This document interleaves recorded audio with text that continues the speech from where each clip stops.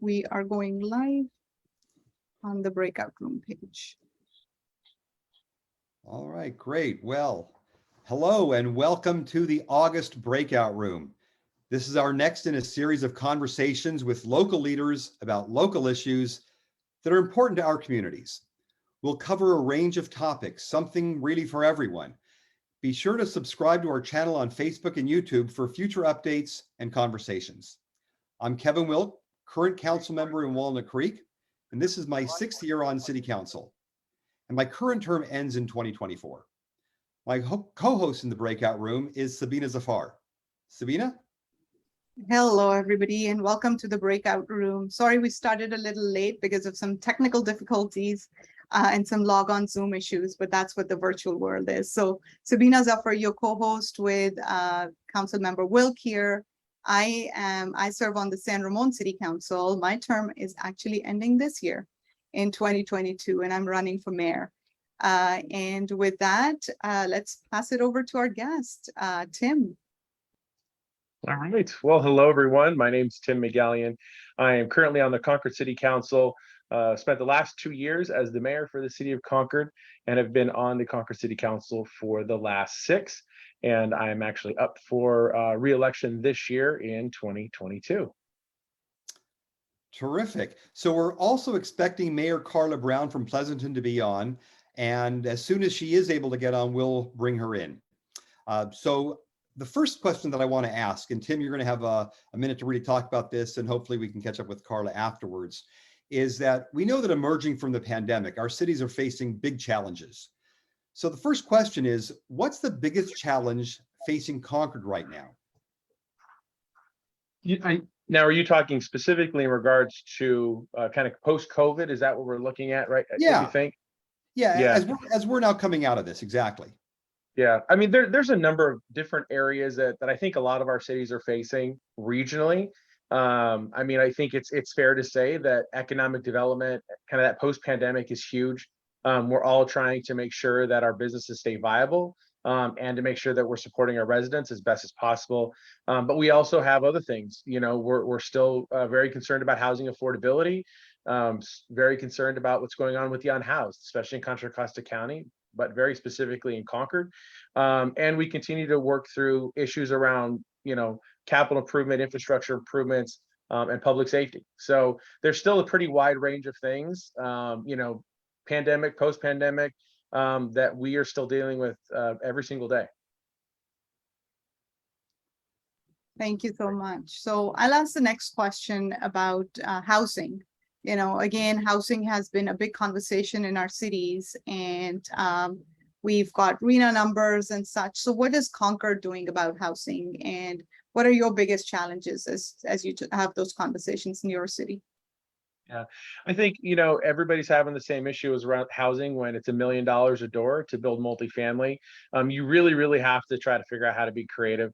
We have been fortunate, and we do actually have some housing projects coming out of the ground.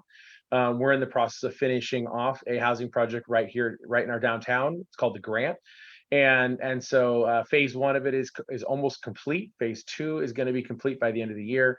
It's within walking distance to BART. So it's something that, you know, luckily they got started kind of pre-pandemic, but much needed housing that'll be right in our downtown. But we've also been very fortunate. We've got some other housing projects that are getting ready to break down as well.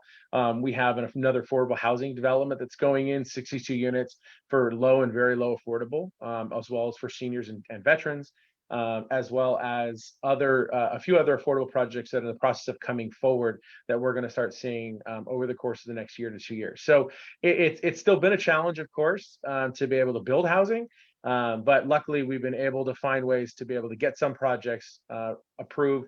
And we also have 2 individual pieces of land that the city owns through redevelopment that we're going to be moving out, and they'll probably go to affordable housing developers as well. So again, a lot of things that are in movement right now. I'm curious actually about the naval complex and what's going on there. Do you have anything to share? Yeah, so you know, I mean, that's one of those projects. It's a 30-year project, and we're in the process of just trying to make sure that we get kind of that first initial phase set up. We are trying to work with the selected master developer. We're in the process of trying to finishing off a term sheet just so that we can all make sure we're on the same page. And the way that process works is we work out the term sheet with the master developer, then they come on this side of the table, and then we go ahead and work with the Navy and kind of work through a term sheet with them so that then we can move forward on the project. But it's going to be somewhere in the ballpark of over 12,000 housing units that are going to be developed with millions of square feet of office and commercial, as well as some kind of campus research development center that's going to be developed out there, tournament sports complex, regional tournament sports complex, as well as such a great interaction between what's going on with East Bay Regional Parks. And so very excited about the different evolutions of things that are going to come over time as this starts to kind of get developed. Yeah, I mean, obviously Walnut Creek being right next door, we're keeping a keen eye on that as well and seeing how everything's progressing. So we know that you have your hands full on this one. Yep, it's going to be a huge lift, and regionally too. So yeah, absolutely. I actually have a follow-up question on the homeless. About how many projects that you approve, how many of them have a affordable housing component? So most of the projects at this point, a lot of the newer projects do have some affordable housing component. And so we've had an opportunity to actually I take that back. So the one that is being approved right now does not necessarily have a affordable housing component to it, but the next group that have been all have affordable housing or are all affordable housing. And so it's something that projects moving forward, the goal is to push somewhere between that 15 to 25% affordable housing requirement. And so we're trying to kind of work with developers to hopefully push that into place. That's great. That's great. We're seeing a lot more of our projects now, almost always including affordable housing. It was, and we still do have an in lieu fee in case a project doesn't have affordable housing. But I can't remember the last time that we've approved a project in Walnut Creek that didn't have affordable housing in some way built within the units. Yeah, and same thing. I mean, we just recently re-looked at that in lieu of fee, and I think if you look at kind of where we've all been, we tried to decrease that in lieu of fee just again to try to spur housing, but then had to kind of come back to it and say, hey, actually, we do need some affordable housing. We need those units built. And so we kind of had to relook at that and have pushed back now on the developers that want to just do the in lieu of fee, because realistically, we need the units built. Just because they can pay out the difference doesn't mean that's something that's going to be helpful for us being able to achieve what we're trying to achieve. Sure. No, that makes sense. So I did want to ask our next question here, and I'm hoping that Karla is able to at least phone in here. I've been going back and forth with her on this. I think we got Karla in, so. Oh, did we? Hi, hello. Yeah. I'm so sorry. I have IT figuring out what's going on, but I definitely wanted to join the meeting. Great. Hi, Karla. Well, we'll back up a quick minute here and just allow you to introduce yourself quickly, just a quick 20 seconds. How long you've been on the city council, your term as mayor, and then we'll go from there. Sure. My name is Karla Brown. I am the mayor of Pleasanton, and I served 8 years on the city council, and now I've completed 2 years as mayor we have a 2-year term. I'm running unopposed, so I will be serving 2 more years as mayor for a total of 4.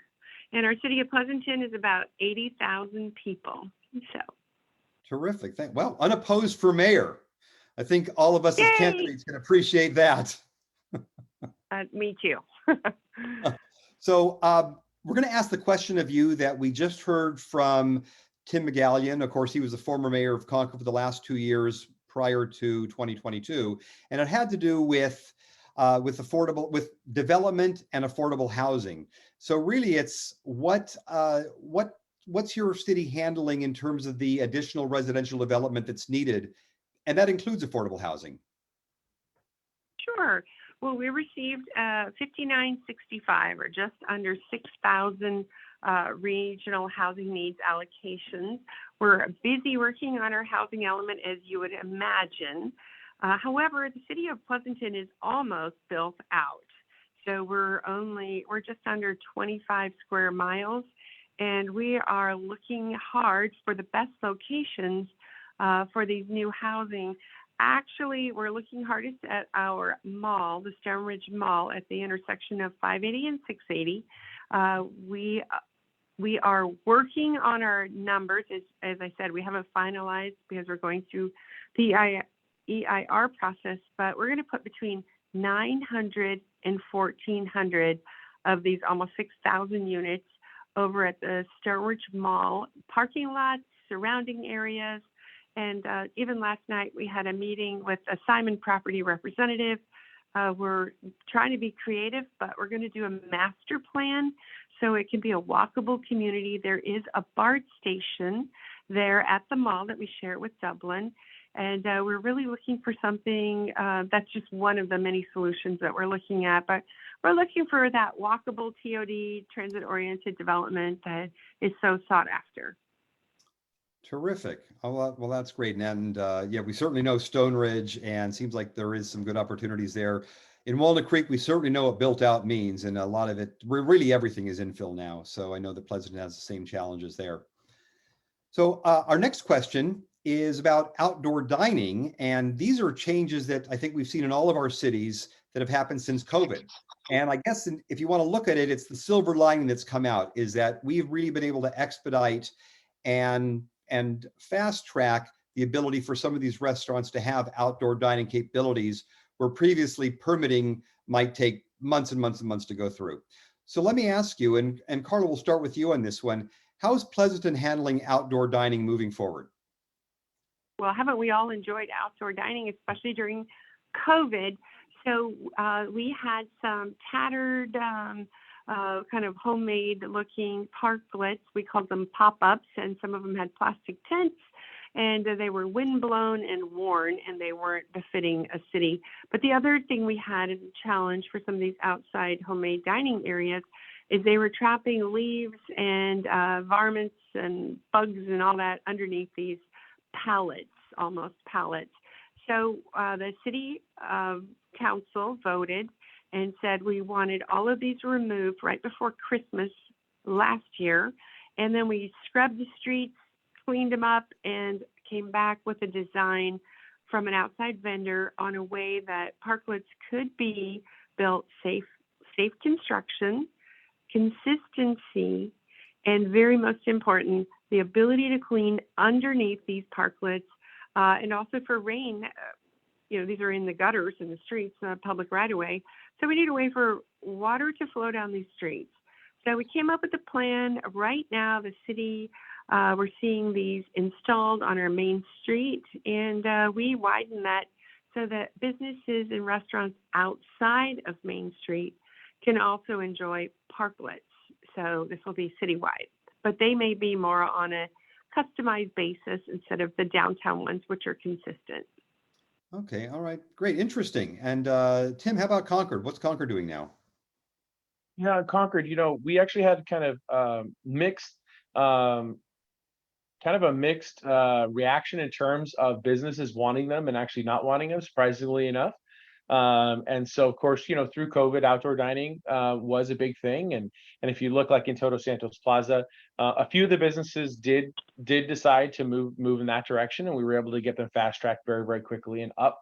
But it's, as we started to move out of COVID, we still made it available and said, yes, we have a process for it. And we were trying to keep it very, very streamlined and very simple. But a lot of businesses actually didn't decide to move forward with keeping a lot of their parklets. So really only a handful of them kept them around the city. And we even kind of put it out there and said, hey, we're more than happy to help in this space. So if it's something that you'd like to do, please let us know. But we actually had a lot more kind of go, hey, now that we can do indoor dining, that actually worked better for their format. And then those who did expand to their parking lots. In a lot of cases, we saw more people expand to their parking lots than actually into the street itself. And so in some cases that made that process a little simpler as well. That's so interesting, because in Walnut Creek, we had businesses constantly talking to us about what can we do to make sure that we're keeping outdoor dining. And we had to reduce some of them because they were taking up so much space. They were infringing upon their next door neighbors that were retail stores. So how interesting. I'm just curious, what's that like in San Ramon, Sabina? Yeah, I think with San Ramon, we have the city center, so that we've kind of had that outdoor dining as well. And I think even for Tim, the veranda, I've enjoyed going there because it's a very outdoor experience that you get. Versus I think Pleasanton and Walnut Creek are very similar, where you have more of those downtown because you already have kind of that downtown, small town kind of feel to your outdoor dining. You have more of that experience. So I think we've been fortunate with our city center, and that's kind of become our outdoor gathering space. But we have made some of these rules permanent, where we will allow our businesses to stay outdoor, but we haven't seen as much like Tim is talking about, because we're built a very different way. Yeah. So I guess that leads to my question about traffic, because people always have, talk about traffic and traffic issues and parking concerns. Tim, let's start with you this time. And what are you hearing about traffic and traffic mitigation issues in your town? So I think with Concord, it's safe to say that traffic is always a huge issue, and especially with the amount of people that cut through Concord pretty regularly. And we've seen numbers where, again, pre-pandemic, you would get anywhere between 50 to 150, 60,000 people that would literally travel through Concord every single day. And so it's something that we have actually been talking for many years in terms of all the different mitigation measures. And there's actually a lot of things that are kind of on the horizon right now that we're excited about. And even for Kevin, there's something that's happening, of course, on Ignacio Valley as it relates to kind of the bigger picture with Innovate 680, right? But kind of the signalization of Ignacio Valley, Kirker Pass, and being able to kind of make that a better throughput for people to be able to kind of cut through, or to be able to get to Concord, get to Walnut Creek, in the way that they decide to cut through Concord. So there's been a lot of innovation in that transportation space, which has been great to see. And so being able to work on the different signalization of all of our major intersections throughout Concord, whether it be Clayton Road, Concord Boulevard, Treat, and then as it flows into Walnut Creek, and as it actually programs into 680, those are all things that are happening right now. So we're trying to take on big fiber projects to be able to make sure that we're kind of making sure that the signals can actually take that next kind of level of technology that's going to be pushed out. And then, of course, we're applying for grants. So we're trying to get ahead of it as best as we can. And so it's been exciting to kind of see some of the new innovations that are supposed to happen. And we're actually supposed to break ground on the innovation on Ignacio Valley here within the next, I believe, in the next year. Wow. Thank you. I'm thrilled we came up to speed on that one. Yeah. Yeah, it just came out. It was approved by CCTA that they made a grant to kind of both of us to be able to make this happen. So, yeah. So Karla, same question to you. And you have obviously the Pleasanton Fairgrounds there as well. And the fair just recently ended too. So what are concerns, traffic concerns, parking concerns in Pleasanton? Well, yes. So it's a common thing for people to worry about traffic, but I've found many people want to just park in front of that store that they want to go to, or that restaurant, and they don't want to look a little bit further. But we're doing something pretty innovative and exciting in the city of Pleasanton. Years ago, we bought a railroad corridor because we were an old railroad city. And that entire railroad corridor runs the full length of our Main Street. It's actually located between Main Street and First Street. And block by block, we are designing and building parking so that it serves the entire length of our linear community, downtown community, instead of one parking garage in one location, and the opposite end is somewhat starved for parking capacity. So that we're just getting ready to open the second link in our parking, linear parking. We've got lights, we've got a retaining wall, we have room for strollers and young bicycles, as well as parking on both sides of the corridor. So it'll really open things up. I also have been, last year I was the chairman of the board for Wheels Bus. So I'm going to touch on that very briefly because I know I don't have a lot of time.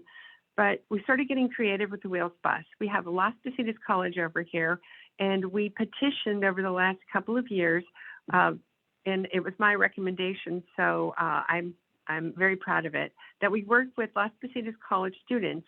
They pay a little bit more in their fee when they register, and they can use their registration badge or their student pass to ride buses for free. So it was a great way to reduce the parking over in the area, to clean up our air for air capacity, and bring college students into Las Positas College. So real exciting. I'm also working with 3CTA and Wheels. We're doing the first of its kind 2 counties for dial-a-ride or paratransit. So we're going from the Pleasanton, Livermore, Dublin area all the way up to Walnut Creek and Concord for people who need, let's say, doctor's rides to hospitals, and their hospital isn't in our 3 cities. So we've been working with 3CTA. It's been extremely successful. We're able to save both organizations money and provide cross-county support for paratransit. It's really innovative. It started with Wheels having discussions with CTA, and we ended up with something exciting. Lastly, about Wheels and transit, we're working on hydrogen buses, and hydrogen or zero emissions. So we're working with a bus manufacturer here in Livermore and seeing if we can't work together and create zero emission buses for the Tri-Valley. Well, Thank I love that. We're looking at that also for County Connection, and I think that we're all hoping to see a lot of this improvement in going to ZEBs in the next in the next years.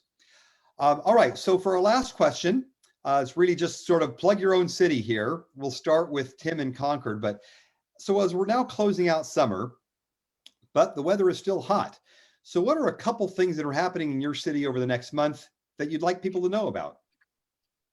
So, we always love telling people in Concord, we have Concord's living room, which is Todos Santos Plaza, and our stage is Todos Santos.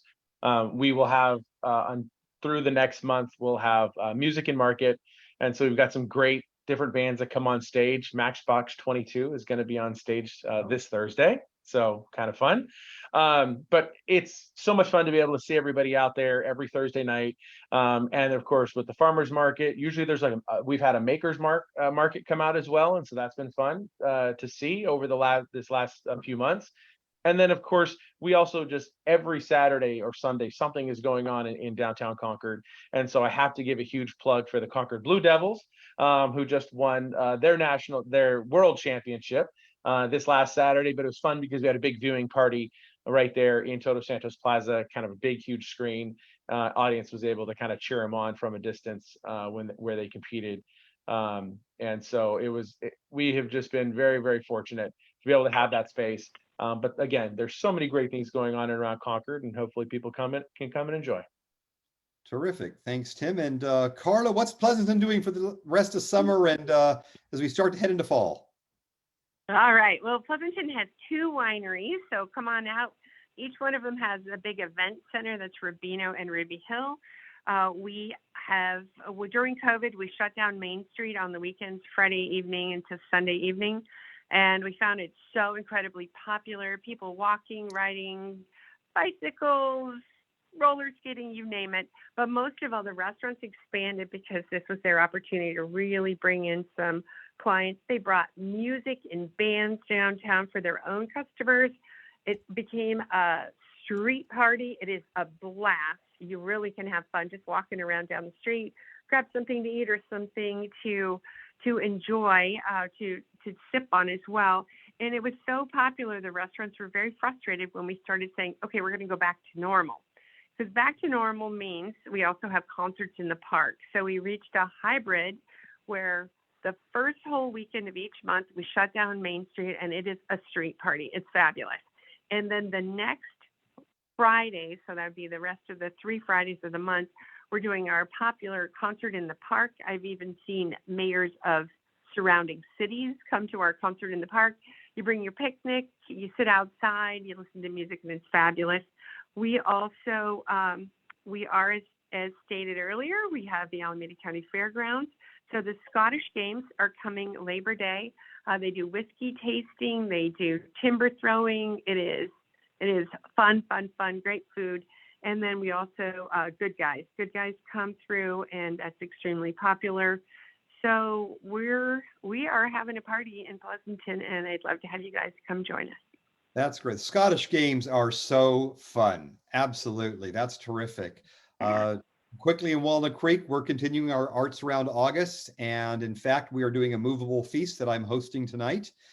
And there's a lot of arts going around in August right now. And of course, it helps the fact, I suppose, that school is already back in session. I think we all probably didn't start school until after Labor Day, but school starts in mid-August now. So we already have all of these events out, and people can do an abundance of things in Walnut Creek now, arts-wise, through September. And I imagine Sabina San Ramon has the same kind of thing going on. Yeah, we're just wrapping up our concerts, and our parks department has worked really hard through the summer. So we are kind of slowing down a little bit, but then starting on some of the hikes. We have a September 11th patriotic chorus concert. And then the plug I wanted to give in was this program we just approved, which is called Mobility as a Service. And so we are going to be testing bird scooters and bird bikes in San Ramon as shared mobility transportation options. So I think all of Contra Costa is paying attention to how this is going to go. And do we expand this, after this 1 year of test in San Ramon? So super excited about that. And then to Mayor Karla, I look forward to the Good Guys. I enjoy the car shows. So we're looking coming over and spending some time in Pleasanton there as well. And I think with that, we would like to wrap it up, say goodbye, say thank you to our guests today, Mayor Karla Brown, Councilmember McGallian, and obviously my co-host, Councilmember Wilk.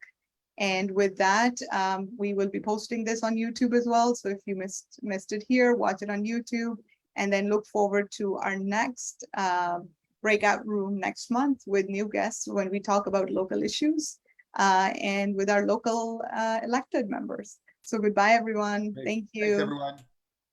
Thank you. And